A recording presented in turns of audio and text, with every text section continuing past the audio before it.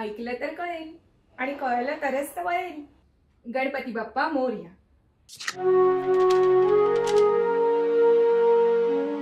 भारतामध्ये कर्नाटक राज्यात गोकर्ण क्षेत्र नावाची जागा आहे. तिथे महाबळेश्वराचं शिवलिंग खूप प्रसिद्ध आहे. ग्रंथात म्हटल्याप्रमाणे ते शिवलिंग शंकराने स्वतः रावणाला दिलं होतं. का?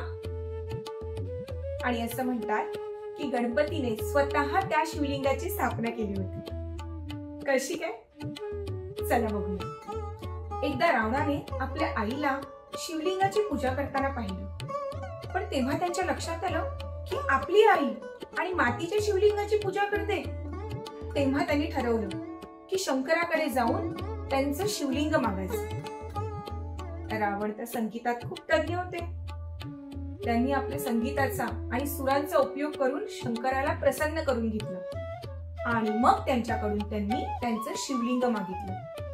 शंकर तर भोलेनाथ, त्यांनी आपलं शिवलिंग रावणाला देऊन टाकलं. पण त्याला अशी अट घातली, हे शिवलिंग लंकेला जाईपर्यंत पृथ्वीवर किंवा कोणत्याही वस्तूवर ठेवायचं नाही. जर असं झालं तर ते शिवलिंग तिथेच स्थापित होईल, त्याला पुन्हा उचलता येणार नाही. मग रावणाने ते शिवलिंग आपल्या हातात घेतलं आणि चालत चालत लंकेला परत निघाले. हे सगळं बघून देवदेवता त्रस्त झाले.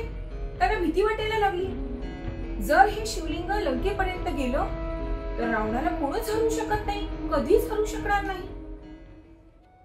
जसं आपल्या संकटात आपल्याला गणेशाची आठवण येते, तसंच संकट रक्षी शरण तुला मी गणपती बाप्पा मोरया असं म्हणत देवदेवता सुद्धा गणपतीकडे गेले आणि त्यांनी गणपतीची मदत मागितली. तेव्हा गणपतीने त्यांना आश्वासन दिलं की रावण हे शिवलिंग घेऊन लंकेला कधीच पोहोचू शकणार नाही. तोपर्यंत रावण कर्नाटकाच्या गोकर्ण क्षेत्राजवळ पोहोचला होता. रावण विचारच करत होता की शिवलिंग आता माझ्या हातात आहे, तर मी संध्यावंदन कसं करणार. तेवढ्यात त्याला एक छोटस बाळ खेळताना दिसलं. ते साधारण बाळ नव्हतं, ते होते गणपती. छोट्या बाळाच्या रूपात तिथे खेळत होते. तेव्हा रावणाने विचार केला की जर हे शिवलिंग मी त्याच्या हातात दिलं तर त्याला कुठे काय कळणार आहे काय आहे ते. असा विचार करून त्यांनी त्या बालकाला जवळ बोलवलं आणि सांगितलं, हे शिवलिंग आहे ना, ते तुझ्या हातात घे. मी तोपर्यंत पूजा करून येतो, मग तू मला परत दे. ते हातात घेताच तो बालक लगेच बोलला, अरे हे तर खूप जड आहे. त्याने रावणाला सांगितलं, हे बघा, हे शिवलिंग खूप जड आहे, मी जास्त वेळ हातात धरू शकणार नाही. पण मी तुम्हाला 3 वेळा बोलवेन. जर तुम्ही नाही आलात तर हे शिवलिंग मी खाली ठेवणार. रावणाने ते मान्य केलं आणि संध्यावंदनासाठी निघून गेला. थोड्या वेळाने त्या बाळाने रावणाला हाक मारली, हे शिवलिंग खूप जड होतंय, तुम्ही लवकर या ना. पुन्हा दुसऱ्यांदा त्याने रावणाला बोलवलं, लवकर या नाहीतर मी हे खाली ठेवेन.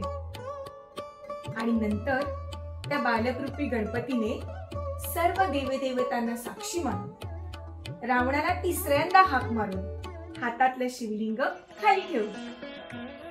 हे खाली ठेवताच रावण धावत धावत परत आला. त्याने शिवलिंग उचलायचा खूप प्रयत्न केला, पण तो उचलू शकला नाही. आणि अशा प्रकारे खूप चतुराईने गणपतीने सर्व देवदेवतांचं संकट दूर केलं. चला तर मग आपणही गणपतीकडे प्रार्थना करूया की आपलीही कार्य कोणतेही संकट न येता, कोणतेही विघ्न न येता पूर्ण होतील. वक्रतुंड महाकाय सूर्यकोटी समप्रभ निर्विघ्नं कुरु मे देव सर्व कार्येषु सर्वदा. गणपती बाप्पा मोरया.